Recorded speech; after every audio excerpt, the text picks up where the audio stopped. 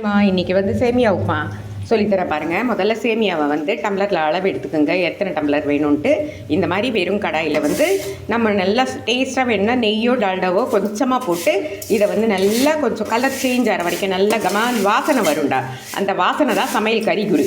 அவ்வளோதான். இந்த மாதிரி ஃப்ரை பண்ணிவிடுங்க. முதல்ல பண்ணிவிட்டு அதுக்கப்புறமா கடாய் வச்சு எண்ணெய் வச்சுட்டு கடுகு, உளுத்தம்பருப்பு, கருவேப்பிலை, அதுக்கப்புறமா வந்து பச்சை மிளகா முதல்ல போட்டுருங்க. அது வெடித்ததுக்கப்புறமா வெங்காயம் நிறைய கட் பண்ணி போட்டுக்கோங்க. இதை பாருங்கள் எவ்வளோ நல்லா ரெட்டிஷாக வெங்காயம் வந்து நல்லா அந்த கலர் சேஞ்ச் ஆகிட்டு கண்ணாடி மாதிரி செய்யணுவாங்க. அந்த மாதிரி வதக்கிடுங்க. இப்போ என்ன பண்ணுறோன்னா அதுக்கப்புறமா சால்ட்டு போட்டுருங்க. அதுக்கப்புறமா வந்து ஒரு டம்ளருக்கு நம்ம 3 டம்ளர் தண்ணி ஊற்றணும்டா, சேமியா நல்லா மெத்துன்னு வேகிறதுக்காக. ஓகேவா? இந்த மாதிரி டம்ளரில் தண்ணி ஊற்றிடுங்க அளவு எடுத்துகிட்டு. இது கொதிச்சதுக்கப்புறமா தேவையான சால்ட்டு போட்டுருங்க முதல்லையே. இப்போ இது கொதிச்சதுக்கப்புறமா நம்ம அந்த சேமியாவை போட்டு அதில் பாயில் பண்ணிவிட்டு அவ்வளோதான், வெந்த உடனே ஆஃப் பண்ணிடணும். இதுதான் சேமியா உப்புமா ரெடி. ஓகேவா? ஆமா, இதை பாருங்கடா, கரெக்டாக வந்து பார்த்தீங்களா, தண்ணி எல்லாம் இல்லாமல் நல்லா கரெக்டாக இருக்குது. இது வந்து அது பாருங்கள், இந்த மாதிரி இருந்ததுன்னா நம்ம சாப்பிட்றதுக்கு டேஸ்ட்டாக இருக்கும்.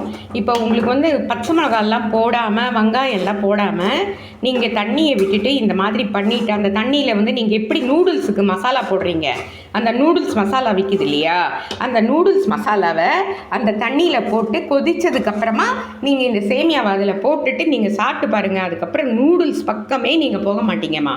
ஆமாம், நூடுல்ஸ் வந்து உடம்புக்கு வந்து அவ்வளோ கெடுதல்டா. இந்த சேமியா உப்புமாவும் பார்த்தீங்கன்னா நீங்கள் அந்த மாதிரி மசாலாவை போட்டு நீங்கள் செய்து சாப்பிட்டு பாருங்கள். நம்ம உடம்பை நம்மளே ஏங்கு எடுத்துக்கணும்.